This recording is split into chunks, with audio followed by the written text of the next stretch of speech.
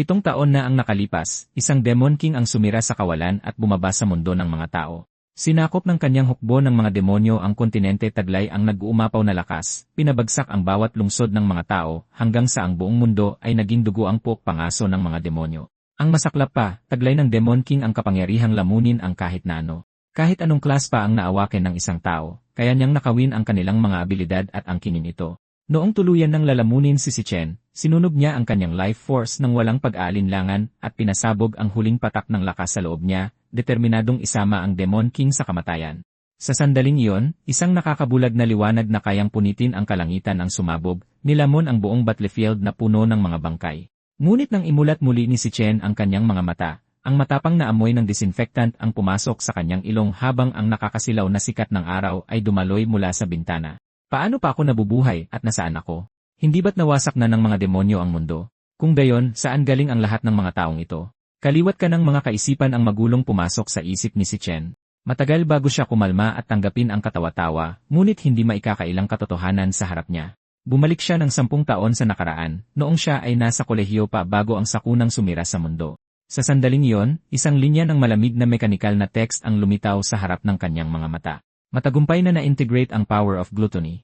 Agad na chinek ni Chen ang petsa, at natuklasang Mayo 2,157 pa lamang. May 3 buong taon pa bago bumaba ang unang Demon King. Sa 2,160, sisirain ng Demon King of Wrath ang harang sa pagitan ng dalawang mundo at magbubukas ng lagusan na magkokonekta sa mundo ng mga tao at Demon Realm. Susunod na rin ang iba pang mga Demon King na magmamarka sa simula ng pagkawasak ng sangkatauhan.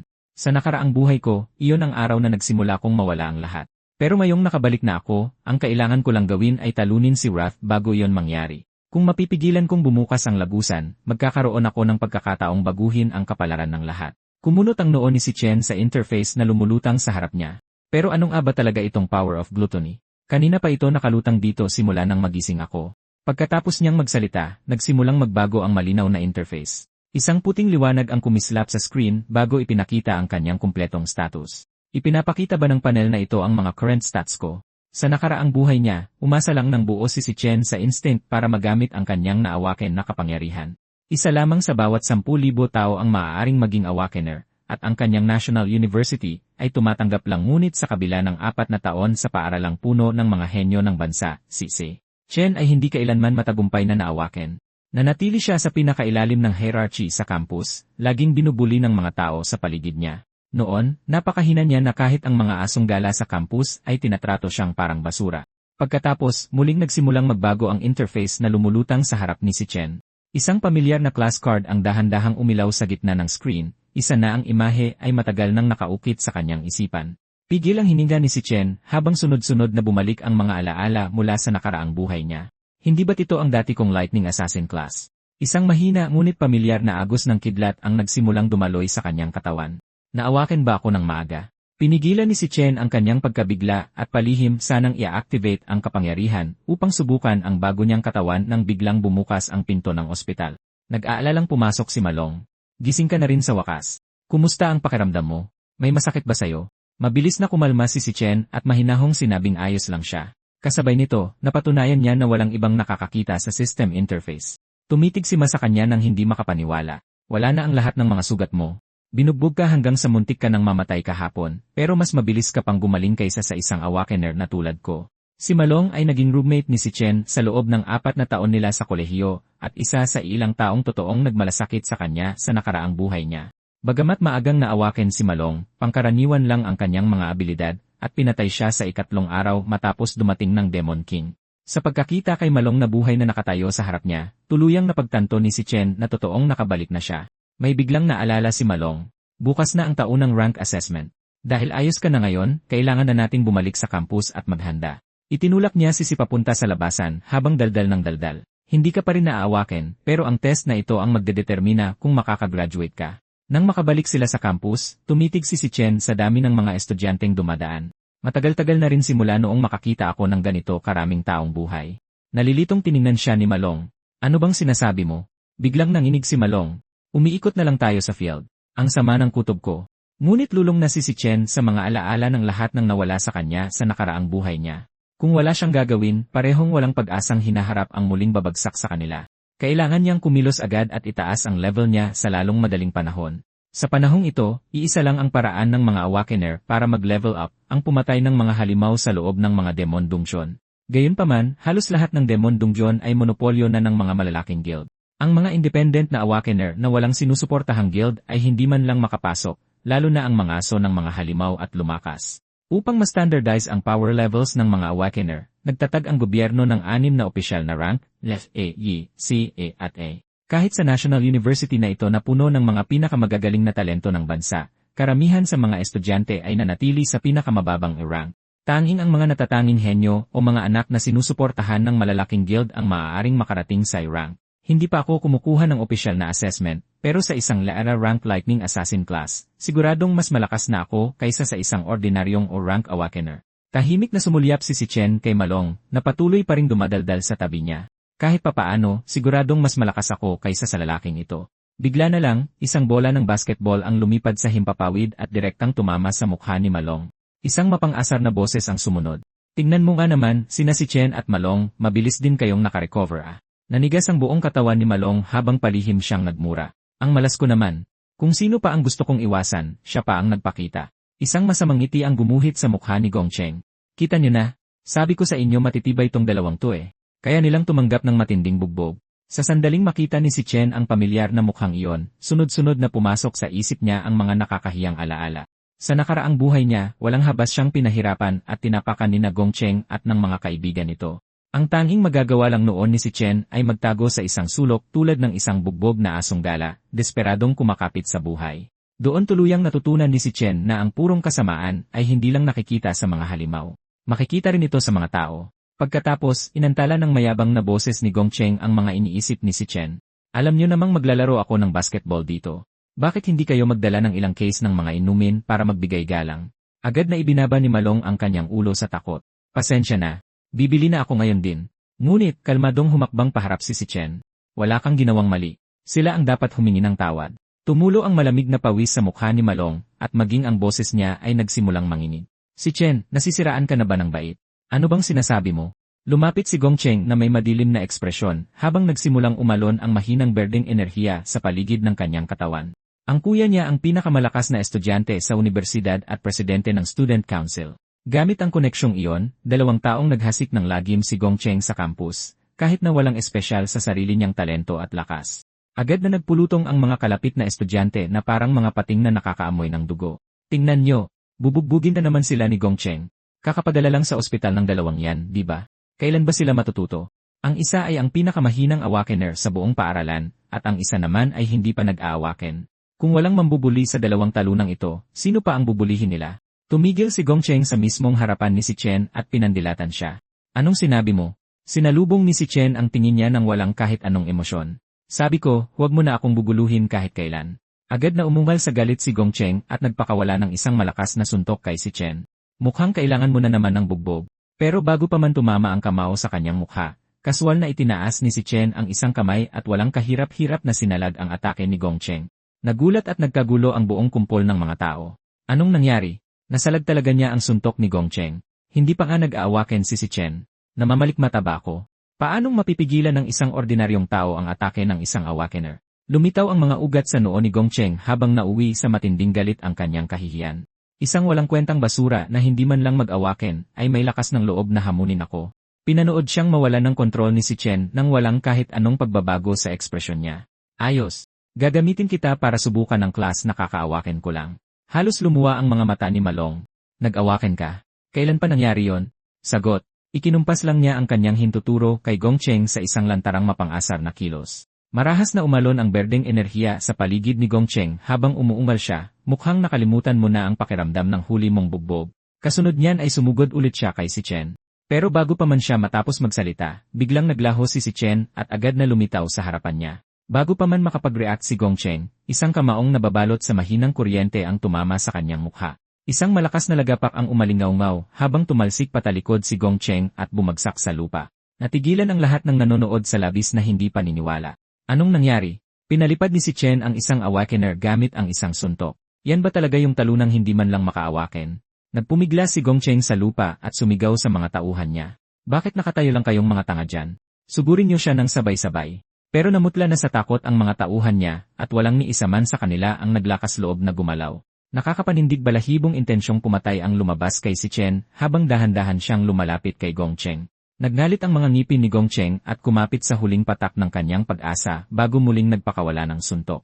Pero bago pa man dumapo ang kamao niya sa damit ni si Chen, mahigpit na hinawakan ni si Chen ang kanyang pulso. Bahagyang hinigpitan ni si Chen ang pagkakahawak niya at nagsalita gamit ang isang malamig na boses. Masyado ka pa ring mahina. Pagkatapos ay bumaon ang isa pang malakas na suntok ni si Chen kay Gong Cheng. Tumalsik patalikod si Gong Cheng na parang sirang manika at marahas na bumagsak sa pader sa likuran niya. Nanlambot ang mga binti ni Malong at napaluhod siya. Tinitigan niya ang likod ni si Chen nang hindi makapaniwala. Kailan pa naging ganito kalakas si Chen? Samantala, ibinaba ni si Chen ang kanyang tingin sa naaninag na status panel na lumulutang sa kanyang harapan. Tulad ng dati kong buhay, pwede akong lumipat sa aking Lightning Assassin form kahit kailan ko gusto. Level 1 pa rin ang pinapakita ng system sa akin, pero kahit sa normal kong estado, kaya kong talunin ang pinakamababang rank ng mga Awakener. Ibig sabihin, mas mataas na sa E-rank ang totoong combat rank ko. Gayunpaman, kakailanganin ko ng opisyal na assessment para malaman kung gaano talaga ito kataas. Ngunit isang tanong ang biglang sumagi sa isipan ni si Chen. Tinalo ko siya, kaya bakit hindi man lang tumaas ang experience points ko? Sa isiping yon, bumuo ng espada mula sa purong kidlat si Chen sa kanyang kamay at dahan-dahang lumapit sa walang malay na si Gong Cheng. Agad na nataranta si Malong. Si Chen, anong ginagawa mo? Huwag kang gagawa ng kahit anong padalos-dalos. Bahagyang idinikit ni si Chen ang espadang kidlat sa lig ni Gong Cheng. Pareho lang kaya ng proseso ng pagkuha ng experience ito sa dati kong buhay. Nang babanat na sana si Chen, isang mahinahon at malamig na boses ang nagmula sa gilid. Paaralan pa rin ito. Siya man ang nauna, pero naniniwala akong nabigyan mo na siya ng sapat na leksyon. Ang nagsalita ay si Linyi, ang Vice President ng Student Council. Sinulyapan niya si Gong Cheng na nakahiga ng walang laban sa lupa at mahinahong idinagdag, pagkatapos ng araw na ito, duda akong maglalakas loob pa siyang buluhin kayong dalawa. Nanahimik sandali si Chen bago winaksi ang espadang kidlat sa lalamunan ni Gong Cheng. Kaya ganito ba kasabik ang Student Council na makialam para protektahan siya? Hindi naman sa binalak ko siyang patayin. Pero kung hindi matatakot ng husto ang mga ganitong klaseng tao, babalik lang sila at manggugulo lalo. Sa isang tago na bahagi ng field, nagkumpol ang dalawa sa mga tauhan ni Gong Cheng at nagbulungan, nakakakilabot ang ekspresyon ng taong yon. Hindi na natin siya pwedeng galitin pa. Si Chen ba talaga yon? Di ba sila ni Malong ang kilalang pinakamahina at pinakamahirap na mga talunan sa buong paaralan? Malinaw na nakaabot sa mga tainga ni Linyi ang mga salita nila, at isang manipis na ngiti ang sumilay sa kanyang mga labi. Ang pinakamahina at pinakamahirap doon sa male dormitory, nasasabik na ikinuwento ni Malong sa kanyang mga roommate ang lahat ng nangyari sa field. Gayunpaman, parehong sobrang mapagduda ang mukha ng mga roommate niya. Kinamot ni Xiang Zuo ang kanyang tainga at mumisi. Pinapalabas mong totoo yan, pero nasaan si Chen ngayon? Biglang nagmukhang ilang si Malong. Sa tingin ko sinabi ni Chen na lalabas siya para tumakbo. Inilapit niya ang katawan paharap habang tumaas ng isang buong octave ang boses niya. Sinasabi mong ganoon siya kalakas, pero pumunta pa rin siya para tumakbo. Bakit kakailanganin ng isang Awakener ang ganyang klase ng basic training? Paanong nagkaroon ng sense yun? Nakaupo sa kabilang bahagi ng kwarto. Nagpatuloy sa pag-type si Xiang Yu nang hindi man lang tumitingala. Tingin ko na pinsala talaga ang utak ni Malong. Bakit sa tingin niyo tayong apat ang nilagay sa isang dorm? Kasi tayo ang nasa pinakailalim na apat sa buong klase natin. Hindi maitatanging totoo yan. Isa pa, pang-apat ako mula sa ilalim, kaya teknikal na ako ang pinakamalakas sa kwartong to. Isang class lang ang pwedeng gisingin ng bawat isa sa buong buhay nila. Hindi pa kayo nagigising o kaya na may naiwan na sa support classes, pues, ako lang sa dorm na to ang may combat class. Yan pa ang isang hindi maitatangging katotohanan. Paano naman magigising bigla ang isang sakitin na tulad ni si Chen? Ako ang totoong apprentice assassin dito. Mas lumakas na ako ngayon, kaya baka makapasok pa ako sa elite club sa lalong madaling panahon. Bukas na ang huling rank assessment bago ang graduation. Kapag nagsimula na to, malalaman na natin ang katotohanan. Samantala, isang grupo ng mga miyembro ng Student Council ang nakabantay sa pasukan ng Level 1 Training Donjon. Katatapos lang mag-training ni na Student Council President Gong Ting at Vice President Linyi at lumabas na mula sa donjon. Kalmadong nag-anunsyo si Gong Ting, hanggang dito na lang muna para sa special training natin ngayon. Kaswal na dumapo ang tingin niya kay Gong Cheng na nakatayo sa isang sulok. Dali-daling lumapit si Gong Cheng. Puno ng puot ang mga mata niya. Kuya, hindi ako makakatulog kapag hindi mo ako ipinaghiganti. Pinahiya niya ang kapatid mo sa harap ng lahat. Maliwanag na wala siyang respeto sa'yo. Nanatiling walang pakialam si Gong Cheng at tumango lang. Naiintindihan ko. Ako na ang bahala rito. Kalaunan, sa loob ng cafeteria, tumingin si Linyi kay Gong Ting mula sa kabilang upuan at tahimik na nagtanong, paano mo balak harapin to? Walang ganang sumagot si Gong Ting. Masyado lang ba talagang mahina si Dongcheng? Ganoon ba talaga kalakas ang si Chen na yon gaya ng sinasabi niya? Kalmadong sumagot si Linyi. Mas alam mo ang rank at lakas ng bawat estudyante kaysa kaninuman. Wala pang 10 estudyante sa buong universidad na to ang nakarating sa rank at na-recruit mo na silang lahat sa Elite Club. Wala nang iba pang may pagkakataong mag-training sa loob ng Demon Dungeons gaya mo. Walang paraan ang mga ordinaryong Awakener para lampasan ang mga limitasyon nila, kaya imposibleng may makahabol sa'yo. Samantala, sa ilalim ng buhos ng ulan, tumatakbo si Chen ng 20 kilometro paikot sa field habang may buhat na 100 kilong pabigat. Basic physical training ang pinaka-epektibong paraan para palakasin ang katawan. Ang pinakasagad na limitasyon ng kakayahan ng isang Awakener ay direktang nakadugtong sa pisikal na kondisyon nila. Tanging ang sapat na malakas na katawan lang ang makakayanan at makakapagpalabas ng totoong limitasyon ng isang class, pero malayo pa rin to para makamit ang layunin ni Chen. Noong 2160, lalabas ang Demon King of Wrath mula sa isang Demon Dungeon at sasakupin ang mundo ng mga tao. Mawawalan ng buhay ang nag-iisang kapatid na babae ni Chen sa sakunang yon.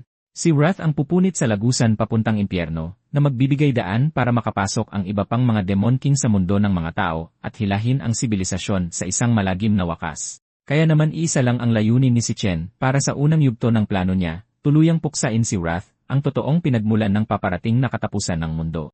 May 3 taon pa bago dumating si Wrath. Paniguradong nagpapalakas na siya ngayon sa isang madilim na lugar, kaya kailangan kong mas mabilis na lumakas kaysa sa kanya. Habang napakaraming tumatakbo sa isip ni Chen, isang hindi inaasahang tawag mula sa kapatid niya ang umantala sa kanya. Bakit ang daming beses mong tumawag sa akin ngayon? Nasa kompetisyon ako at namatay ang cellphone ko. Na-charge ko lang to pagbalik ko ng dorm. Halos hindi mapigilan ng kapatid niya ang kanyang pananabik. May maganda akong balita. Kapag nanalo ako ng award sa kompetisyong to, mababayaran na rin natin sa wakas ang lahat ng utang natin sa renta. Mahigpit na hinawakan ni Chen ang cellphone habang nagsisimulang manginig ang mga daliri niya. Sa gumuhong mundo ng nakaraan niyang buhay, ilang beses siyang nagmakaawa sa langit na ibalik ang panahon. Isasakripisyo sana niya ang lahat o isusumpa ang sarili niya sa walang hanggang pagdurusa para lang sa isa pang pagkakataon. Biglang nagtanong ang kapatid niya, umuulan ba riyan? Bakit ka natigilan? May bakas ng emosyon ang boses ni Chen na halos hindi niya mapigilan. Wala to. Matagal-tagal ko na rin kasing hindi naririnig ang boses mo. Anong sinasabi mo?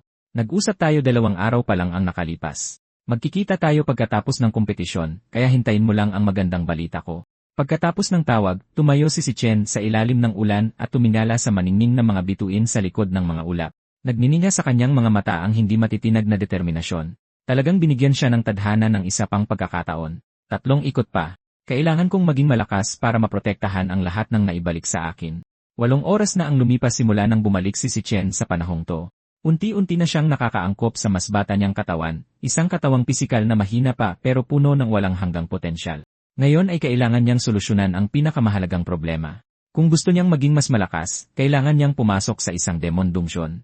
Pero ang bawat kilalang Demon Dungeon ay monopolyo na ng mga naglalakihang guild. Halos walang paraan ang mga ordinaryong tao para makakuha ng resources na kailangan para mag-level up. Paano ako makakahanap ng mga demonic beast at ano nga ba talaga ang power of gluttony na to? Habang pinag-iisipan ni Chen ang mga tanong na yon, biglang nahulog ang kamalayan niya sa walang katapusang kadiliman. Gluttony system. Sinisimulan, kumpleto na ang pag-load ng system. Pagkatapos ng labis na pagkahilo, biglang bumagsak si Chen sa isang matigas na lupa. Lito siyang luminalinga at nakita ang sarili sa isang lugar na hindi pamilyar sa kanya. Nasaan ako? Hindi ba't natutulog lang ako sa dorm ko kanina? At anong kakatwang gusali yung nasa malayo? Habang sinusubukan niyang intindihin ang sitwasyon, isang demonic beast ang biglang lumitaw mula sa lupa. Kumislap ang kidlat sa paligid ni Chen habang mabilis siyang nagpalit sa anyo ng kanyang lightning assassin. Nasa loob ba ako ng isang Demon Dungeon? Hindi ko pa rin lubos na naintindihan ang mga nangyayari, pero kailangan ko munang unahin ang panganib na nasa harap ko. Nagpakawala ng nakabibinging unggol ang level 1 Undead Panther at sumugod kay Chen. Bumuo si Chen ng espadang gawa sa kidlat sa kamay niya at hiniwa ang lalamunan ng halimaw sa isang iglap. Napatay na ang level 1 Undead Panther. Nakakuha ng 3 Undead Panther Fang. Sa kasalukuyan niyang lakas, madali lang patayin ang isang level 1 na halimaw. Pero agad na nakuha ng system notification ang atensyon niya. Ramdam niyang totoong-totoo ang lahat sa paligid niya. Malinaw na hindi to isang ilusyon. Mas mahalaga, makakakuha siya ng experience at makakapag-level up sa loob ng lugar na to. Matapos lang pumatay ng isang level 1 Undead Panther, tumaas ng 5 puntos ang bawat attributes niya. Umapaw ang pananabik kay Chen. Nagkaroon ako ng sariling Demon Dungeon na pwede kong tapusin mag-isa. Bigla na lang, isang Undead Panther King, na mas malaki kaysa sa isang ordinaryong halimaw, ang nagbuka ng dambuhalang panga nito at lumundag kay si Chen. Sumayaw sa hangin ang espadang kidlat sa kamay ni si Chen, na nagpakawala ng matatalas na hampas. Bumaon ang mga hiwa sa Undead Panther King at agad itong namatay. Tinalo ang Undead Panther King, nakakuha ng 320 experience points, tumaas sa level 3, nakakuha ng 18 Undead Panther Fangs, at isang Undead Panther Crystal. Natulala si Chen. Nagbibigay ang isang monster boss ng mas maraming experience kaysa sa ordinaryong halimaw na kasing level nito, kaya nakapagpataas siya ng 2 level sa ilang sandali lang. Maya-maya, napansin niya ang mga salitang available for devouring na lumulutang sa ibabaw ng bangkay ng Undead Panther King. Ito ba ang totoong layunin ng kapangyarihan ng gluttony, ang lamunin ang mga halimaw? Dahan-dahang binuksan ni si Chen ang kanyang palad. Agad na natunaw ang bangkay ng Undead Panther King at naging hindi mabilang na sinag ng liwanag na pumasok sa kanyang kamay. Pagkatapos ng paglamon, naging isang card ang buong halimaw na tahimik na lumutang sa harapan niya. Hindi makapaniwalang tumitig si Chen sa card. Kaya kong lamunin ang mga pinapatay kong kalaban at gawing mga bagong class ang kanilang mga kakayahan. May bigla siyang napagtanto. Hindi ba't ito ang natatanging kakayahan ni Demon King Lanyu? Bakit mayroon akong kapangyarihan na orihinal na pagmamay-ari niya? Ipinanganak ang bawat class na may iba't ibang antas ng potensyal, ngunit lahat sila ay nakatali sa isang absolutong batas. Isang class lang ang maaaring taglay ng isang tao sa buong buhay nila. Ngunit ngayon, dalawang magkaibang class ang sabay na taglay ni si Chen. Kung patuloy kong lalamunin ang ibang halimaw, hindi ba't makakakuha ako ng walang limitasyong dami ng mga class? Pero bakit ibinigay sa akin ang kapangyarihang ito? At ano ba talaga ang kakaibang gusali na nasa likuran ko? Sa pagkakataong iyon, isang nakakasakal na presyon ang biglang bumalot sa buong paligid. Nanikip ang dibdib ni si Chen nang agad niyang maramdaman ang panganib. Umigaw ang isang malalim at garalgal na boses sa walang laman na espasyo. Dumating ka rin. Matagal na kitang hinihintay, si Chen. Pagkawala ng boses, isang nakakatakot na shockwave ang sumabog at tumilapon si Chen. Umiikot siya ng 2 beses sa ere bago pa man niya nagawang ibalanse ang sarili. Sa nakaraan niyang buhay, muntik ng isakripisyo ni si Chen ang buhay niya para makapasok sa S-rank. Pero ngayon, nasa D-rank pa lang ang pinakamalakas niyang combat power. Isang S-rank na halimaw ang nilalang na nasa harapan niya. Sobra ang agwat nilang dalawa at tuluyang napigilan ang lahat ng attributes ni si Chen. Anong klaseng lugar to? Bakit may S-rank na halimaw dito at paano niya nalaman ang pangalan ko? Sa isang iglap, nagpalitan sila ng napakaraming atake. Maraming pagkakataon ang Purgatory Rakshasa na tapusin ang buhay ni si Chen, pero sinadya nitong iwasan ang mga vital points niya at itinumbalang siya. Tiningnan pababa ng Purgatory Rakshasa si Chen habang hirap siyang tumayo. Susubukan mo pa rin bang lumaban? Pinunasan ni si Chen ang dugo ang pawis sa kanyang mukha. Klaro niyang nauunawaan na pinipilit siya ng nilalang na sumuko. Inangat ng Purgatory Rakshasa ang malaking espada nito. Dapat mong pag-isipan ulit ang alok ko. Manatili ka rito at bantayan mo ang Demon Tower na ito kasama ko. Bihira lang ang nakakakuha ng ganitong pagkakataon. Ngunit isa lang ang tumatakbo sa isip ni si Chen. Kahit anong mangyari, hindi ko hahayaang makulong ako sa lugar na to. Sa sandaling nawala ang kanyang atensyon, isang guhit ng lila na enerhiya ng espada ang kumislap sa hangin. Agad na naputol ang isang braso ni si Chen. Malamig na nagsalita ang Purgatory Rakshasa. Talaga bang naniniwala kang hindi kita papatayin? Naging pasensyoso lang ako dahil ikaw ang kaisa-isang tao na nakarating sa lugar na ito. Pagkatapos nitong magsalita, biglang umapaw ang kapangyarihan ng Purgatory Rakshasa. Isang makapal na crimson-purple na enerhiya ang sumabog at tuluyang bumalot sa katawan nito. Ito na ang huling pagkakataon mo. Pumili kang manatili rito o durugin kita hanggang sa maging abo. Walang isinagot si Chen at nagsimulang tipunin ang lahat ng kidlat sa loob ng kanyang katawan. Nang sumunod na segundo, tumalon siya sa ere at direktang sumugod sa Purgatory Rakshasa. Tinaas lang ng Purgatory Rakshasa ang isang kamay nito, kaya umangat ang napakaraming bato at dumagan patungo kay si Chen. Ginamit ni si Chen ang puwersa ng mga nagliliparang bato para makatawid sa makapal na pormasyon. Isang matibay na determinasyon ang nag-aapoy sa kanyang mga mata. Nung nagpalitan kami ng atake kanina, lubos ko nang nasuri ang mga galaw niya. Bago ang bawat atake ng espada, mayroon siyang 0.4 second na paghahanda. Sa pagtingin sa anggulo ng kanyang pulso, mahuhulaan ko ang direksyon ng espada at makakaiwas agad. Higit sa lahat, nag-iwan ng 0.2 second na butas ang bawat pag-atake niya. Kung sasamantalahin ko ang butas na yon, maitutusok ko ito sa puso niya habang nakababa ang depensa niya.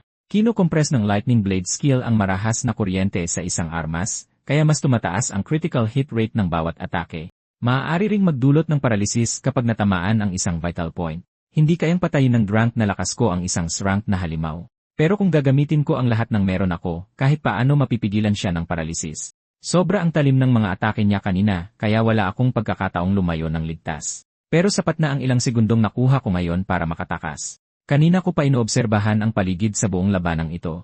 Siguradong ang kaisa-isang pinagmumula ng liwanag sa espasyong ito ang exit. Pero akmang hahawakan pa lang sana ng mga daliri ni si Chen ang liwanag, bigla itong naglaho. Agad na sumabog ang isang nakakabinging pagsabog sa likuran niya. Sayang naman, isang ilusyong ginawa ko lang ang liwanag na yon. Walang exit na kanina mo pa gustong mahanap dahil hindi ito isang demon dumsyon.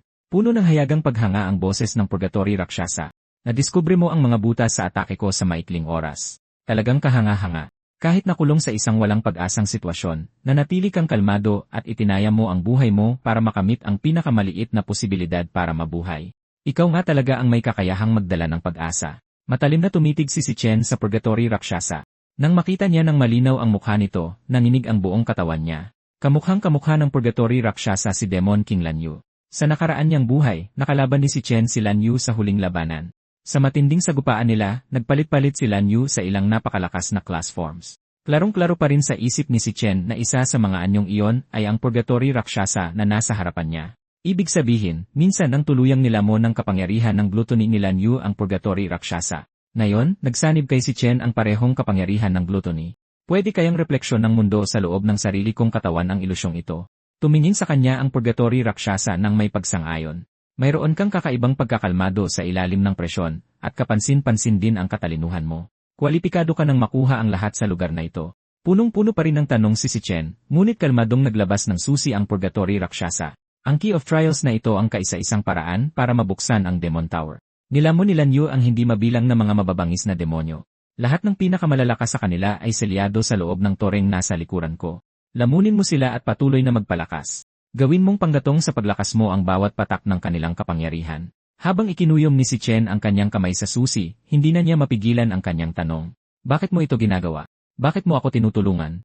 Dahan-dahang sumagot ang Purgatory Rakshasa, ang mabuti at masama ay umiiral din sa mga demonyo. Kinitil ng mga Demon King ang buong lahi ko para sa sarili nilang kasakiman.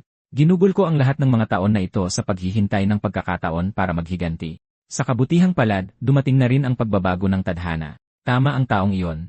Ikaw ang nag-iisa naming pag-asa, at ikaw lang ang maaaring magtagumpay. Ang bawat sagot na hinahanap mo ay nakatago sa loob ng Demon Tower.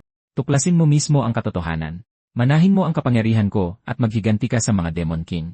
Mula sa sandaling ito, kailangan mong maging mas malakas. Buksan mo ang mga pinto ng tower, at lamunin ang lahat sa loob. Ang mga demonyo sa loob ay hindi magpapakita ng awang ipinakita ko sa'yo.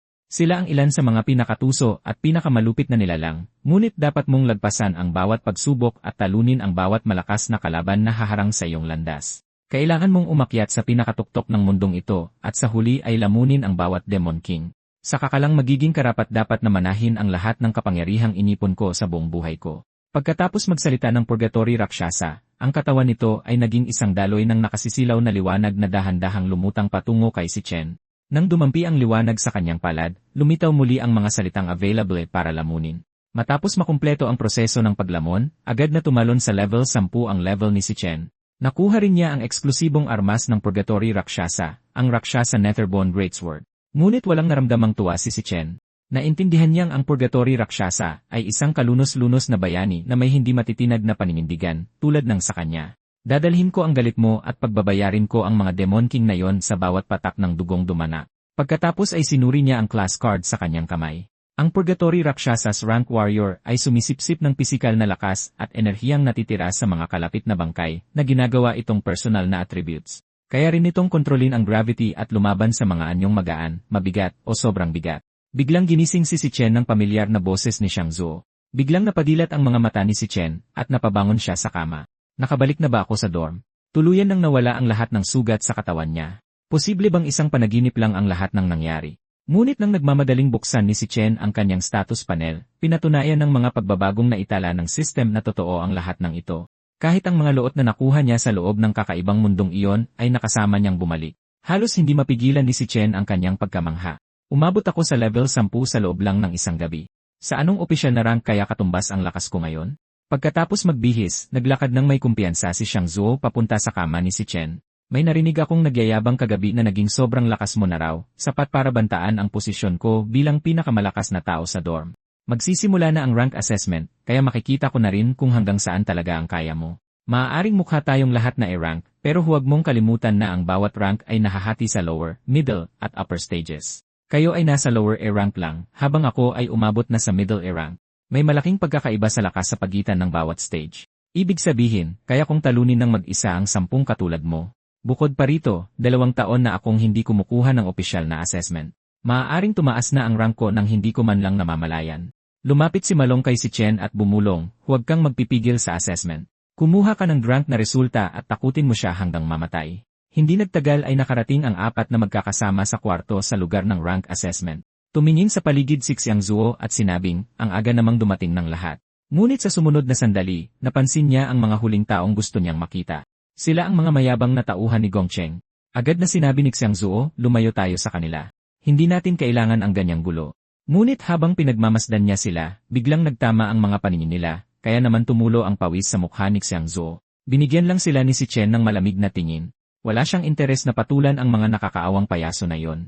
Sila ang parehong 2 tauhan na palihim na nanood sa kanya mula sa sulok ng field. Nang mapansin nila ang nanlilisik na tingin ni si Chen, nagsimulang kumabog ang mga dibdib nila. Nagmamadali silang yumuko at magalang na bumati sa kanya. Boss si Chen, nandito na pala kayo. Tinitigan ni Xiang Zuo ang kakaibang eksena na may labis na pagkalito. Bakit nila tinatrato ng may sobrang paggalang si Chen? Totoo kaya ang lahat ng sinabi sa atin ni Malong kagabi? Hindi sila pinansin ni si Chen at nagpatuloy patungo sa gitna ng field. Maya-maya pa, isang opisyal ng Student Council na nagngangalang Woody ang humakbang at humarang sa dinadaanan niya. Nabalitaan kong nagkaroon daw kayo ng maliit na alitan ni Gongcheng kahapon. Alam mo ba na siya ang nakababatang kapatid ng aming iginagalang na Student Council President na si Gongting? Mas lalo pang naguluhan si Xiang Zuo. Hindi ba't si Woody ang nangungunang alipors ni President Gongting? Isa siyang malakas na Drunk Awakener. Paano nasangkot kay si Chen ang isang tulad niya? Pero bakit napakakaiba ng nararamdaman kong tensyon? Maya-maya pa, dahan-dahang lumapit si Woody kay si Chen. Alam mo, meron akong napakatalas na pang-amoy.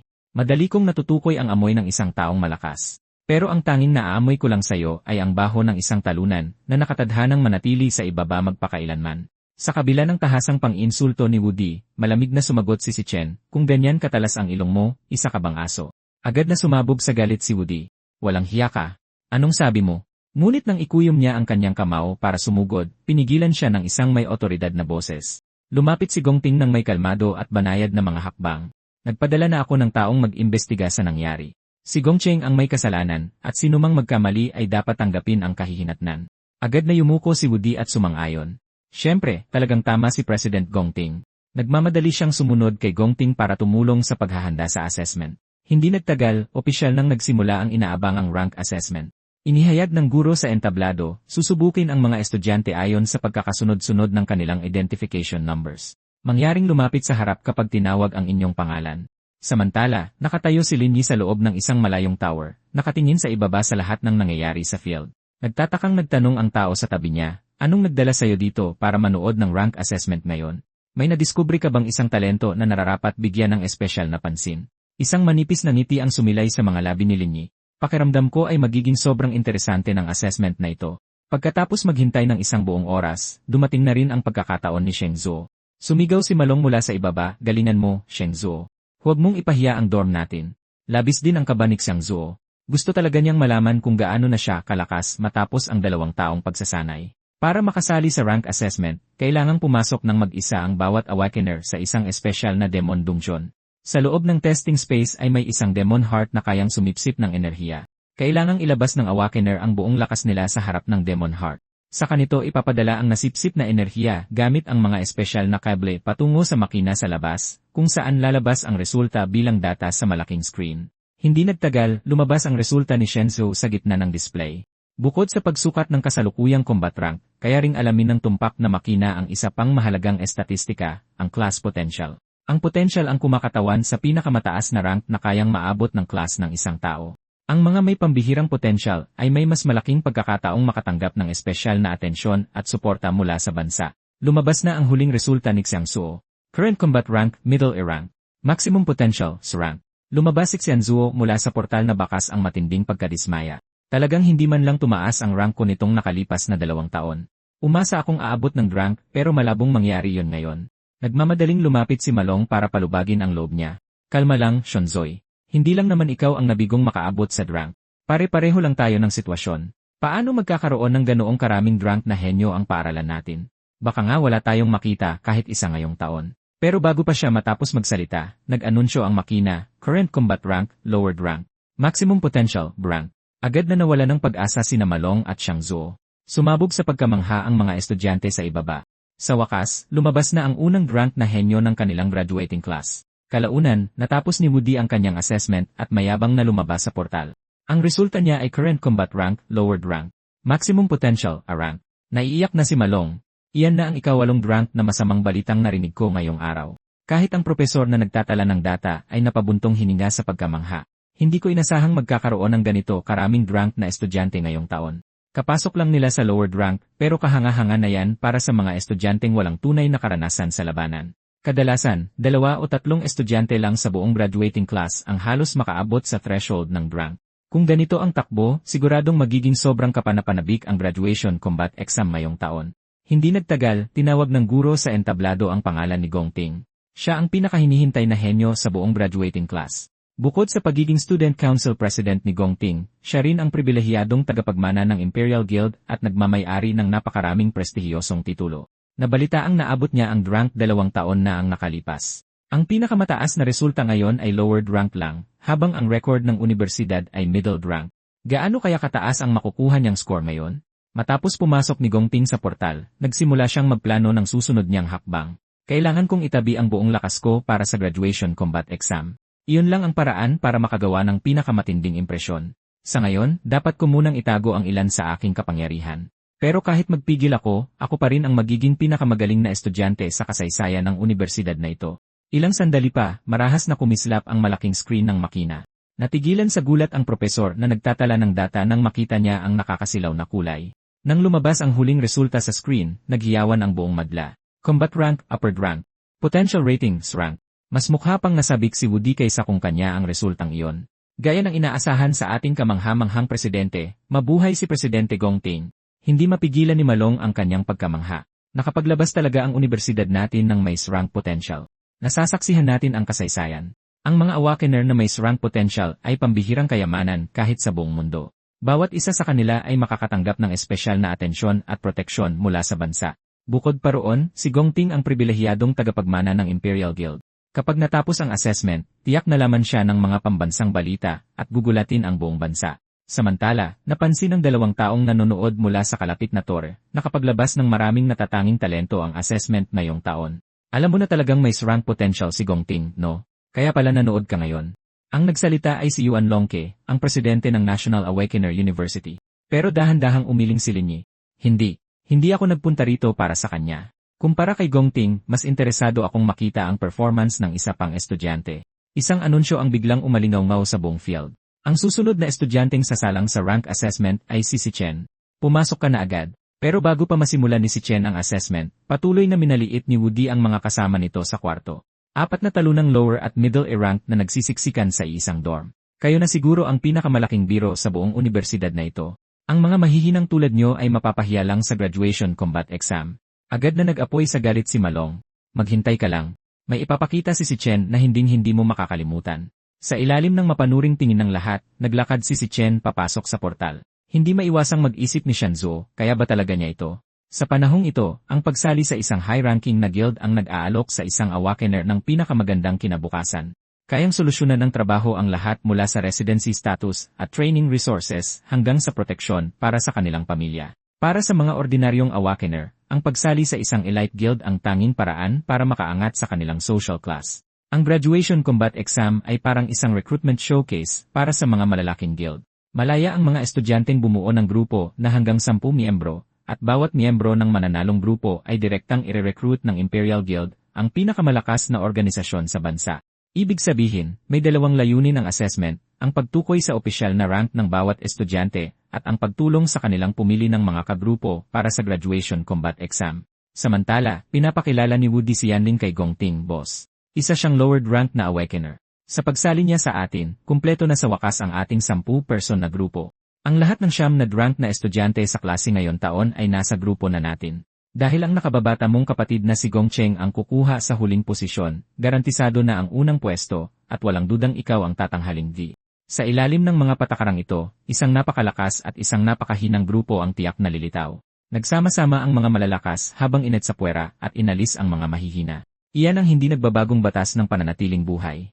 Inayos ni Malong ang kanyang salamin at naguguluhang nagtanong, gaano na ba katagal sa loob si Chen? Bakit wala pa ring nangyayari?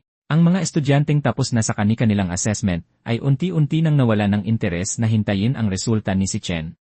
Sinabi ni Woody kay Gongting, ang mga natitirang estudyante ay halatang mga walang kwenta, kaya wala nang dahilan para manatili pa. Kumpleto na ang grupo natin. Bakit hindi tayo maghanap ng lugar para magdiwang? Habang unti-unting umaalis ang mga tao, sa wakas ay tumango si Gongting bilang pagsang-ayon. Maya-maya pa, mabilis na kumislap ang mga letra sa dambuhalang screen. Pagkalipas ng 2.5 segundo, tuluyan nang huminto ang resulta sa upward rank. Natahimik ang buong karamihan nang makita nila ang resulta. Ilang sandali pa, umalingaw ang nakakabinging hiyawan sa buong field. Nagsimulang tumalon sa tuwa si Malong. Ano bang sinabi ko sa inyo? Hindi ako nagsisinungaling. Kahit ang palaging kalmadong si Gongting ay mukhang nagulat. Ang lowered rank ay itinuturing na pambihira para sa mga estudyante ngayon, ngunit naabot ni Chen ang upward rank. Tuluyang binasag ng resulta ang dating tingin ni Gongting sa kanya bilang isang mahina. Samantala, sa loob ng testing space, ang pusong demonyo na sumusukat sa kapangyarihan ay nagsimulang tumibok ng malakas. Kasalukuyang combat rank, upward rank. Ang pusong demonyo ay nasa unstable na estado na. Maaaring hindi tumpak ang resulta. Mangyaring isagawa muli ang pagsusuri. Sa unang pagsusulit, hindi nag-activate si Chen ng anumang class. Umasa lamang siya sa lakas ng kanyang pisikal na katawan. Tahimik na sinuri ni Chen ang resulta. Kaya ang aking level 10 base attributes ay katumbas na ng rank. Susunod, susubukan ko ang pinakamahina kong class. Muling kumislap ang rank na nakadisplay sa pangunahing screen. Sa pagkakataong ito, huminto ang resulta sa middle rank. Ang kanyang mga kakwarto na nagdiriwang na ay muling natulala. Anong nangyayari? Tumaas na naman ba ang rank ni Chen? Napanganga si Woody nang makita ang resulta. Si rank, kalokohan yan. Siguradong may sira ang makina. Ang propesor na nagtatala ng mga resulta ay pinagpapawisan din ng matindi. Hindi pa siya nakakita ng rank na paiba-iba sa isang pagsusuri. Talaga bang nasisira ang sistema? Lalo pang lumakas ang tibok ng pusong demonyo habang tumunog ang isa pang notification. Mangyaring isagawa muli ang pagsusuri. Sa pagkakataong ito, tinipon ni Chen ang kanyang lakas at lumipat sa ibang class. Susubukan na niya ang pinakamalakas na kapangyarihang kaya niyang ilabas ngayon. Sa oras na nagbitiw ng suntok si Chen, tila nag-iba ang kalangitan at umalingaw ang kulog sa lahat ng direksyon. Sa sobrang takot ay hinawakan ni Malong si Xiang Yu at sumigaw, "Ma, gusto ko nang umuwi." Samantala, nakatitig si Xiang Zuo sa kalangitan habang magkahawak ang kanyang mga kamay. Ang sandaling ito ay maitatala sa kasaysayan. Ang ating dorm ay nakagawa ng isang lalaking kayang yanigin ang langit at lupa. Hindi na makayanan ng dambuhalang screen sa unahan ang kapangyarihan ni Chen, at ang display nito ay nagsimulang kumurap-kurap ng husto. Nang tuluyan ng mabasa ng karamihan ang mga letra, halos lumagpak ang kanilang mga panga sa gulat. Ngunit muli na namang nagbago ang mga letra sa screen. Agad na sumunod ang isang system notification. System failure. Hindi masukat ang potensyal. Ang lakas ng target ay lumampas na sa maximum capacity ng sistema. Pagkatapos ng anunsyo, tuluyan nang huminto ang potential rating sa SES rank. Isang nakakabinging pagsabog ang sumunod at nawasak ang buong screen. Dahil napagtantong may mali, agad na tumakbo ang propesor papunta sa portal. Matinding na overload ang pusong demonyo at umaasa na lang siyang walang masamang nangyari sa estudyante sa loob. Pagpasok sa testing space, nakita ng propesor si Chen na walang kahit galos. Gayunpaman, tuluyan ang naubos ang enerhiya ng pusong demonyo at naglalabas na ito ng makapal na usok. Inisip ng propesor na nasira ang aparato dahil sa dami ng gumamit dito ng araw na iyon. Ang hindi alam ng lahat, hindi sinasadyang nakapaglabas ng sobrang lakas si Chen, kaya na-overload at tuluyang nasira ang pusong demonyo.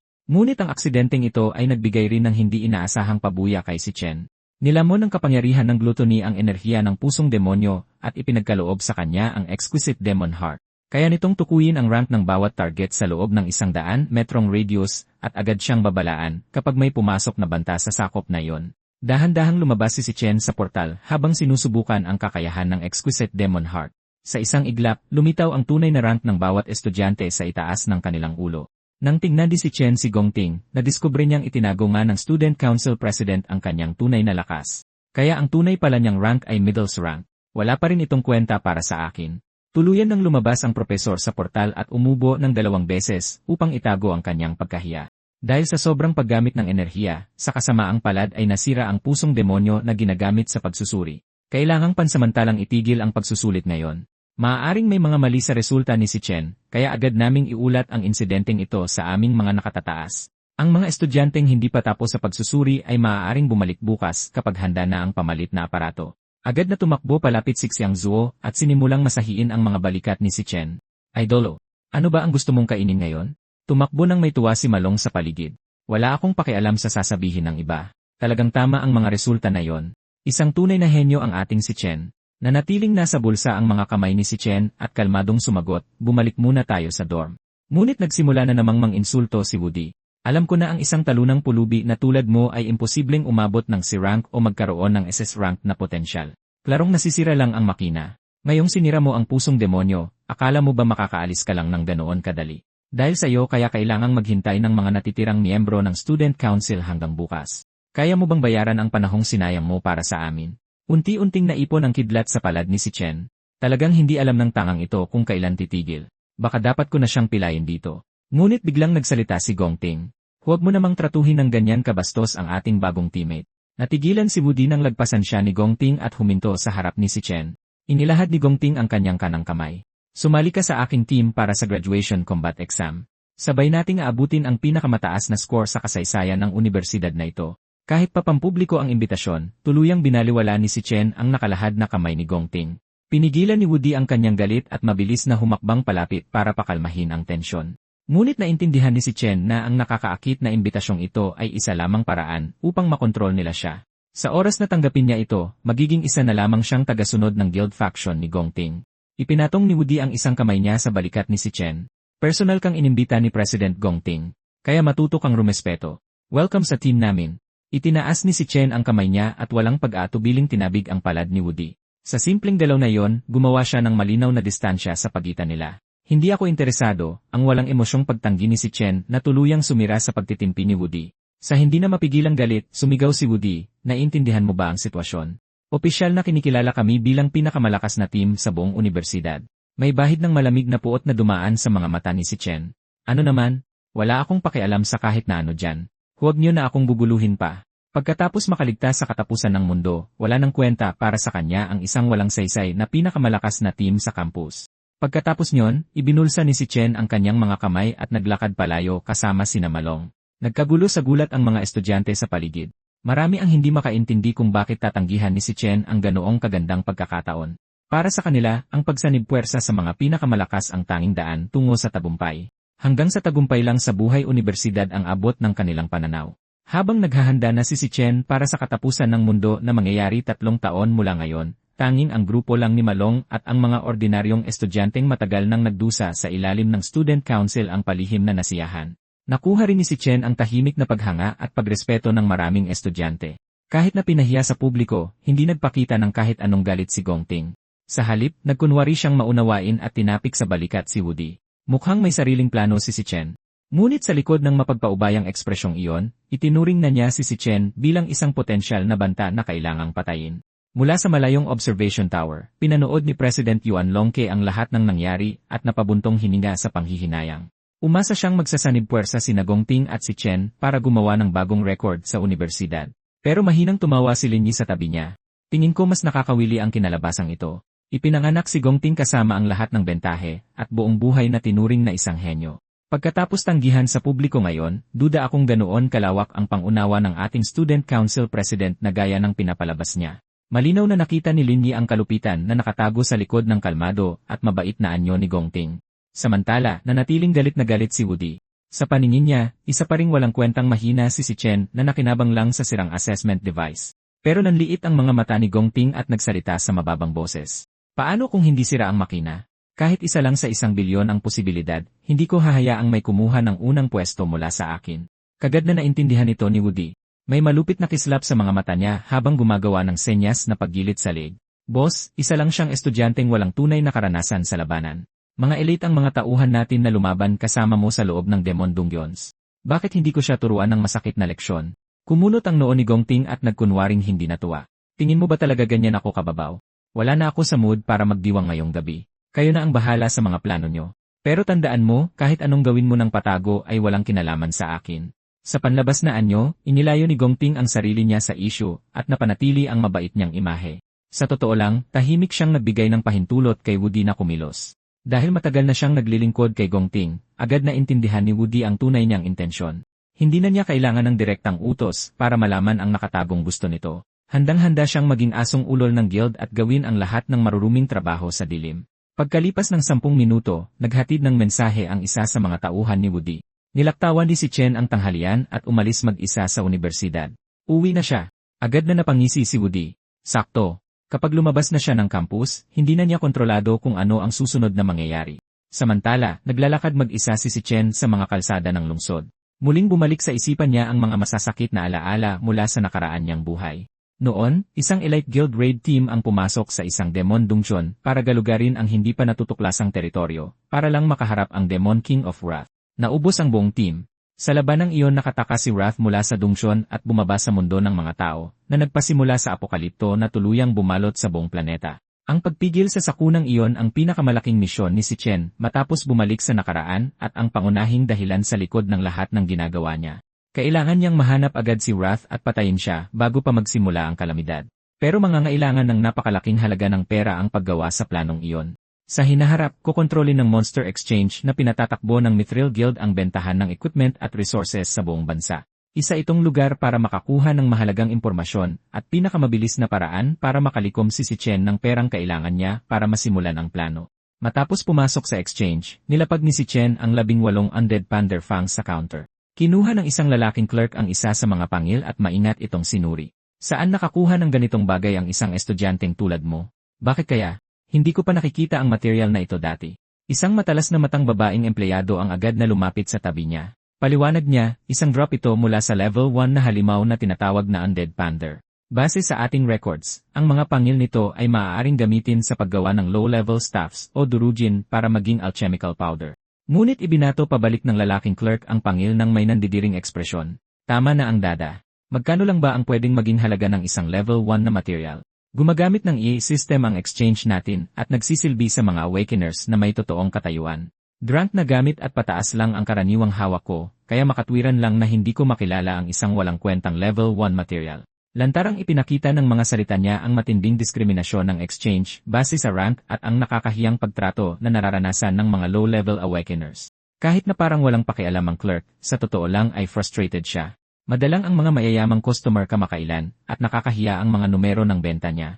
Dahil mukhang walang aasahang promotion, ayaw niyang mag-aksaya ng oras sa isang napakaliit na transaksyon at ipinasa ang buong trabaho sa bagong hire na babaeng empleyado. Pagkatapos ng matagal na pagsusuri, nabenta lamang ng 18,000 yuan ang 18 na Undead Panther Fangs. Sapat lang ang maliit na kabayaran para sa ilang buwang renta, na nagpapakita kung gaano kahirap ang mabuhay sa mundong ito. Nang matatapos na sana ang transaksyon, biglang itinaas ni si Chen ang kanyang kamay. Inilabas niya ang Rakshasa Netherbone Greatsword, isang malupit na sandata na naglalabas ng nakakakilabot na presensya. Kung ganoon tingnan niyo ulit, magkano ang halaga ng sandatang ito? Agad na nabighani ang babaeng empleyado sa malaki at nakakatakot na sandata. Napakatindi ng espadang ito. Wala pa akong nakikitang ganito pero sigurado akong nasa rank ito o pataas. Maaaring malapit na rin ito sa rank. Agad na bumalik ang lalaking clerk nang marinig niya ang pagsusuri nito at nagsimulang tumawa ng pang-asar. Nagkakahalaga ng milyon-milyon ang rank na equipment at napakabihira nito kaya kahit siya mismo ay hindi pa nakakahawak ng ganito. Ayaw niyang maniwala na magkakaroon ng ganoong kayamanan ang isang ordinaryong estudyante. Saktong-sakto, isang banayad ngunit may otoridad na boses ang narinig mula sa malapit. Tama ang mga hinala mo. Siguradong hindi ito rank o rank na equipment. Nang magsalita ang may-ari, nagmamadaling sumang-ayon ang lalaking clerk. Perpekto ang inyong paghatol, sir. Alam ko na hinding-hindi magkakaroon ng ganyan kahalagang bagay ang isang mahirap na estudyante. Inayos ng may-ari ang kanyang salaming may gintong gilid at inihayag ang katotohanan sa isang seryosong boses. Dahil ito ay isang rank na armas na nagmula sa purgatorio, ang kanyang mga salita ay tila kidlat na tumama na nagpatulala ng lubusan sa lalaking clerk. Bago pa makakilos ang clerk, masiglang hinawakan ng may-ari ang kamay ni si Chen. Kagalang-galang na panauhin, mangyari po lamang na sumunod kayo sa aming e-room. Kahit ano ang inyong kailangan, huwag kayong mag-atubiling humingi. Sa ilalim ng gulat ng mga tingin ng lahat sa loob ng exchange, kalmadong sumunod si Chen sa may-ari papasok sa isang pribadong silid. Walang nakapansin sa munting ngiti na sumilay sa gilid ng kanyang mga labi. Sa wakas ay nagpakita na rin si Jinjae. Hindi kailanman binalak ni si Chen na ibenta ang armas para sa pera. Ang transaksyon ay isa lamang patibong na idinisenyo upang ilabas ang pinakamataas na ehekutibo ng exchange. Si Jinjae ang kanyang tunay na pakay mula pa sa simula. Si Jinjae, ang ehekutibong namumuno sa exchange, ay personal na tumanggap kay si Chen at nagtanong kung ano ang plano niyang gawin sa Greatsword. Diretso sa punto si Chen. 1 milyon yuan. Nanliit ang mga mata ni Jinjae at nagmamadaling pinaalalahanan siya. Kahit ang isang rank na armas ay madaling maibebenta ng higit sa 1 milyon. Ang iyong rank na divine weapon ay nagkakahalaga ng hindi bababa sa 10 milyon yuan. Maaari itong makaakit ng hindi mabilang na makapangyarihang mga mamimili at sadyang wala itong katumbas na halaga. Naiwang perpektong kalmado si Chen. Hindi ko ito ibebenta. Gusto ko itong gamitin kolateral para sa utang na 1 milyon yuan. Babayaran ko ng buo ang halaga kasama ang interes sa loob ng 1 buwan. Mas lalong namangha si Jinjay. Makakaisip ba talaga ng ganitong plano ang isang ordinaryong estudyante? Malinaw na wala siyang intensyong ibenta ang armas. Gusto niya pa rin itong gamitin sa hinaharap. May pag-isip si Chen na higit pa sa kanyang edad at kaswal siyang nakakapaglabas ng isang hindi kapanipaniwalang kayamanan. Agad na napagtanto ni Jinji na hindi siya isang ordinaryong estudyante. Maging siya man ay isang mayamang tagapagmana na lumaya sa bahay o isang nakatagong henyo na inililihim ang kanyang lakas, malinaw na pambihira ang kanyang pinagmulan. Bago pa man tuluyang maproseso ni Jinji ang impormasyong iyon, nagpatuloy si Chen, kapag nag-expire na ang utang, babayaran ko ang prinsipal kasama ang 10% na interes. Ang kanyang bukas palad na alok ay hindi lamang isang simpleng kabaitan. Naglalatag ito ng pundasyon para sa kanyang mga plano sa hinaharap. Layunin ni Chen na gawin ang utang na ito na isang pamatagalang pakikipagsosyo na pakikinabangan ng magkabilang panig. Agad na pinalabas ni Jinji ang empleyadong nagngangalang Xiaoli mula sa kwarto. Pagkatapos ay maingat niyang pinagmasdan si Chen.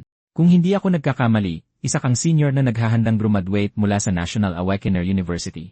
Sa pagkakaalam ko, gaganapin ang graduation combat exam ng universidad eksaktong 1 buwan mula ngayon, at ang premyo para sa unang pwesto ay nagkataong 1 milyon yuan. Eksaktong tumutugma iyon sa iyong plano sa pagbabayad.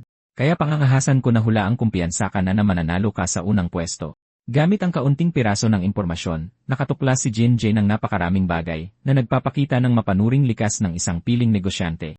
Sa kabila ng katumpakan ng kanyang mga hinuha na natiling tahimik si Chen, wala siyang kinumpirma o itinanggi. Ang maingat na pananahimik na ito ay nagpanatili sa kanyang mga lihim at misteryo habang hawak niyang mabuti ang kontrol sa negosasyon. Hindi na siya pinwersa pa ni Jinjay. Maaari ka namang maghintay ng 1 buwan para sa premyo pero handa kang isanla ang ganitong kahalagang armas ngayon. Ibig sabihin, apurahan mong kailangan ng pera at wala kang mas magandang alternatibo. Pagkatapos ay biglang binago ni Jinji ang kanyang alok. Maaari kitang pahiramin ng 1,500,000 yuan na walang interes sa loob ng 1 buong buwan. Inilahad niya ang kanyang kanang kamay. Ituring mo itong simula ng ating pagkakaibigan. Handa si Jinji na isakripisyo ang panandaliang kita at sumugal sa potensyal ni Chen sa hinaharap sa pag-asang makabuo ng relasyon sa misteryosong batang henyo bago ang sinuman. Nangako rin siyang pananatilihing mahigpit na kumpidensyal ang bawat transaksyon mula sa araw na iyon. Bilang kapalit, umasa siyang uunahin ni Chen ang Mithril Exchange sa mga susunod na negosyo at ginarantiyahan niya siya ng pinakamataas na antas ng mga eksklusibong benepisyo. Ang walang kamali-maling kasunduan ay nag-alis sa mga alalahanin ni Chen habang sinisiguro ang prioridad ng exchange sa anumang pakikipagsosyo sa hinaharap. Isang bakas ng pagkagulat ang sumilay sa mga mata ni Chen. Talagang nararapat si Jinji sa kanyang reputasyon. Nahinuha niya ang aking pagkakakilanlan at sitwasyon mula sa ilang kalat-kalat na bakas lamang. Kaya pala nagawa niyang baguhin ang Mithril Exchange bilang isa sa pinakamakapangyarihang organisasyon sa mundo. Mabilis na nagkasundo ang dalawa. Naglabas si Jinji ng isang scroll ng kontrata at umukit ng mga mahikal na rune sa ibabaw nito. Nang magkabisa ang mahikal na kontrata, agad na nailipat ang 1,500,000 yuan sa account ni Chen. Ang umiiral na kasunduan ay nagprotekta sa magkabilang panig habang ipinapakita ang kahusayan at sinseridad ni Jinjay. Matapos pumirma, nagtanong si Jinjay, ngayong naisanla mo na ang iyong armas, ano ang gagamitin mo sa graduation exam? Gusto mo bang bigyan ka namin ng pansamantalang rank o kahit rank na armas? Ang alok ay bahagyang kagandahang loob at bahagyang isang pasimpleng pagsubok. Ngunit sa sumunod na sandali, nagsimulang mabaluktot ang espasyo sa itaas ng palad ni Chen. Inilabas niya ang pangalawa at magkaparehong raksha sa Netherbone Greatsword. Mayroon pa akong isang armas na may kaparehong rank. Ang tanawing iyon ay ganap na sumira sa mga inaasahan ni Jinjay. Ang pagkakaroon ng 2 rank na divine weapon ay nangangahulugang ang yaman at lakas ni Chen ay higit pa sa kanyang inakala. Tuluyan ng inabandona ni Jinji ang lahat ng pagpapanggap ng panginibabaw. Talagang pambihira ka para sa iyong edad. Pagkatapos ay magalang niyang pinanood na umalis si Chen. Pag-alis ni Chen, agad na gumawa ng mga pagbabago sa tauhan si Jinjay. Si Xiaoli, na ang pagiging propesyonal ay nakapagpanatili sa isang napakahalagang kliyente, ay direktang naitaas bilang supervisor. Ang mayabang na lalaking clerk na minaliit si Chen ay mapait at puno ng pagsisisi na nakapanood lamang. Samantala, dumating si Chen sa terminal ng malayuang biyahe ng bus sa Gangchon County. Habang pinapanood niya ang mga taong nagdaraan sa istasyon, nanumbalik ang masasakit na alaala mula sa kanyang nakaraang buhay. Sa buhay na yon, graduate si Chen nang hindi nagigising at tinanggihan ng bawat guild. Nabuhay siya sa pamamagitan ng mga pansamantalang trabaho. Habang sila ng kanyang kapatid ay namuhay sa matinding kahirapan, ang kanyang kapatid na si Sion ay nakatanggap ng acceptance letter mula sa International Central Academy of Art. Ngunit upang mabawasan ang pabigat sa pananalapi sa kanyang kuya, isinuko niya ang pangarap niyang ipagpatuloy ang kanyang pag-aaral. Pinalubag pa niya ang loob ni si Chen sa pagsasabing masyadong malayo iyon. Gusto ko lang manatili sa tabi mo. Ang sakripisyo at nakatagong sakit ng kanyang kapatid ang naging pinakamalaking pagsisisi ni si Chen. Ito rin ang dahilan kung bakit desperado na siyang lumakas at makakuha ng sapat na pera upang mabago ang kanilang hinaharap.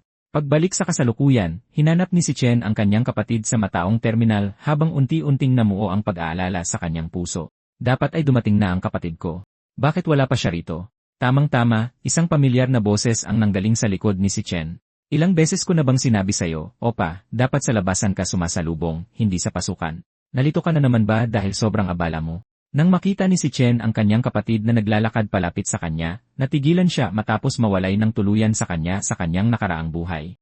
Ang muling pagkita sa kanya ay nag-apaw ng labis na emosyon sa kanyang puso. Nang makita ni Sion ang kanyang kuya na nakatayo lang na tulala, sinabi niya, sana man lang tulungan mo akong magbuhat ng mga gamit ko. Paglapit niya, iwinagayway niya ang kanyang kamay sa harap ng mukha nito. Opa, bakit nakatayo ka lang dyan na parang tanga? Hindi na napigilan ni si Chen ang pangungulila at pagsisisi na naipon sa loob ng maraming taon. Humakbang siya palapit at niyakap ng mahigpit ang kanyang kapatid. 7 taon, Sien, sa wakas ay nakita na rin kita ulit. Ngunit bago pa makapagpatuloy si Chen, itinaas ni si Hyun ang isang daliri niya at malakas siyang sinundot sa kilikili. Nagpupumiglas siya rito na may inis na mukha. Sinusubukan mo ba akong pisain hanggang mamatay? Kakaiba ang kinikilos mo nitong nakaraang 2 araw. Sabihin mo sa akin ang totoo. Umamin ka ba sa isang babae na reject at tuluyang nasiraan ng bait? Habang patuloy siyang inuusisan ng kanyang kapatid, nagsimula na silang maglakad pauwi. Habang pinapanood ni si Chen na naglalakad ito sa kanyang tabi, isang matagal nang nawawalang ngiti ang sumilay sa kanyang labi. Tahimik siyang nangako, sa buhay na ito, hinding-hindi ko nahahayaang magdusa ka pa. Gayunpaman, sa likod ng mainit at mapayapang muling pagkikitang ito, may panganib na naghihintay sa daang kailangan nilang tahakin pauwi. Nagtatago sa malapit si Woody at ang kanyang mga tauhan para manambang. Isang malupit na ngiti ang gumuhit sa kanyang mukha habang naghahanda siyang pagbayarin ng mahal si Chen sa pagpapahiya sa kanya sa publiko. Noong una, plano lang sana ni Woody na turuan siya ng kaunting leksyon at pagdusahin ng bahagya. Ngunit nang maalala niya ang mayabang na ugali ni si Chen, agad siyang nag-apoy sa galit. Isang walang kwentang lower A-rank na talunan, akala mo kung sinong si rank na sikat. Isang malupit na kislap ang dumaan sa mga mata ni Woody habang inuutusan ang kanyang mga tauhan. Pagdating niya rito, bugbugin niyo hanggang sa mag-agaw buhay siya. Samantala, patuloy sa paglalakad pauwi si Chen at ang kanyang kapatid. Binigyan ni Sion ng kahina-hinalang tingin ang kanyang kuya. Kakaiba ba ang kinikilos mo dahil masyado kang nape-pressure sa graduation exam? Naisip niya sa kanyang sarili. Ang isang lalaking sobrang manhid tulad ng kuya ko ay hindi dapat nagdurusa dahil sa pag-ibig. Tama ba? Sinusubukang pagaanin ang loob niya. Nagsalita si Sion sa isang sobrang mature na tono. Kahit anong nangyari, kailangan mong pasiglahin ang sarili mo. Di ba ikaw ang nagsabi sa akin na mahaba ang buhay at laging darating ang mga pagkakataon sa tamang panahon? Paano nga ba ulit ang kanta na yon? Wala pa ring ideya ang inosenteng si Sion na nagising na ang kapangyarihan ni si Chen. Naniniwala siyang patuloy silang mamumuhay sa parehong kahirapan tulad ng dati. Sa pagharap sa pag-aalala ng kanyang kapatid, marahang tiniyak ni si Chen na walang problema. Ngunit para kay Sion, halatang ayaw nitong aminin ang totoo. Bumuntong hininga siya ng madrama. Kapag umabot na ang mga lalaki sa isang partikular na edad, nagsisimula na silang magtayo ng pader sa kanilang paligid. Tama pala talaga ang mga libro. Siguro nga ay tumatanda na talaga ang kuya ko. Gayunpaman, mula sa isang tabong sulok sa tabi ng kalsada, ilang malalamig na tingin na ang nakatutok sa kanila. Boss, bakit may kasamang babae ang batang yan? Agad na narinig ni si Chen ang kanilang mahinang usapan. Ito ang unang pagkakataon na na-detect ng exquisite demon heart ang nakatagong mali siya sa aktwal na labanan. Ang kapangyarihan nito ay nagiging bahagi na ngayon ng natural na combat instincts ni si Chen. Nag-focus siya sa aura at agad na nakilala ang mga miyembro ng student council. Sinundan talaga nila ako hanggang dito. Nang walang ipinapahalata, naglabas si Chen ng isang peres ng wireless earbuds at marahang inilagay ito sa mga tainga ng kanyang kapatid. Sinabi niya rito, may kanta akong pabalik-balik na pinapakinggan lately. Gustong-gusto ko ito, kaya pakinggan mo. Masayang tinanggap ito ni Sion. Kayang ibunyag ng musika ang tunay na nararamdaman ng isang tao. Aalamin ko kung ano ang tumatakbo sa isip ng kuya ko. Matapos makasigurong na-distract na ang kanyang kapatid, biglang lumingon si Chen at tahimik na inactivate ang exquisite demon heart. Sa isang iglap, lumitaw sa kanyang paningin ang mga rank at power level ng bawat miyembro ng student council na nagtatago sa malapit. Habang dumadaloy ang musika sa earbuds ng kanyang kapatid, inilunsad ni si Chen ang kanyang atake.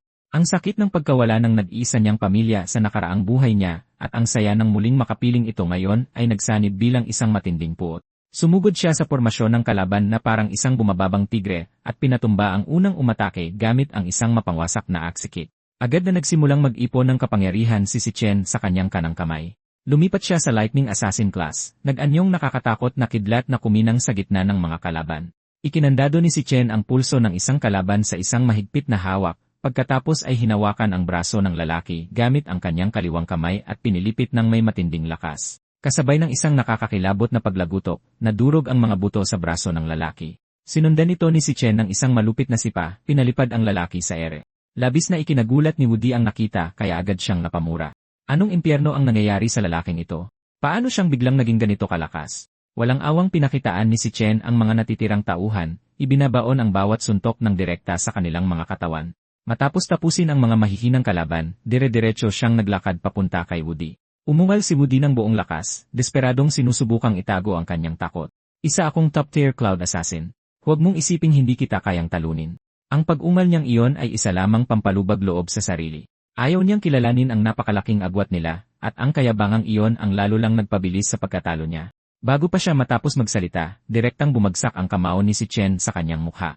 Tumalsik si Woody pa atras na parang saranggolang napatiran ng PC. Ngunit sinundan siya ni si Chen na parang anino at agad na lumitaw sa harapan niya. Sinundan niya ito ng isang mapangwasak na uppercut na nagpalubog sa mukha ni Woody. Ilang basag na ngipin ang tumalsik sa ere kasama ang agos ng dugo. Nagpaikot-ikot si Woody sa ere ng 2.5 segundo bago bumagsak ng malakas sa lupa. Nang sa wakas ay makamulat siya, natagpuan niya ang kanyang sarili na nakatitig sa isang pares ng mapupulang mata na puno ng walang hanggang layuning pumatay. Nakatayo si Chen sa itaas niya, nakatingin sa ibaba ng may malamig na ekspresyon. Di ba sinabi ko sa iyong huwag mo na akong guluhin? Bakit hindi mo maintindihan ang isang simpleng babala? Durog ang bawat tadyang sa katawan ni Woody, at hindi na niya maramdaman ang kanyang mga binti. Ang matinding sakit ay tuluyan ng sumira sa kanyang kayabangan. Naiintindihan na niya ngayon na si Chen ay hindi isang walang kwentang mahina na sinuwerte lang, kundi isang halimaw na sapat ang lakas para tuluyan siyang lamunin. Ngunit huli na nang mapagtanto niya yon. Bago pa makapagmamakaawa si Woody, hinawakan siya ni si Chen sa kwelyo at iniangat mula sa lupa. Gumawa ka ng isang ingay at papatayin kita.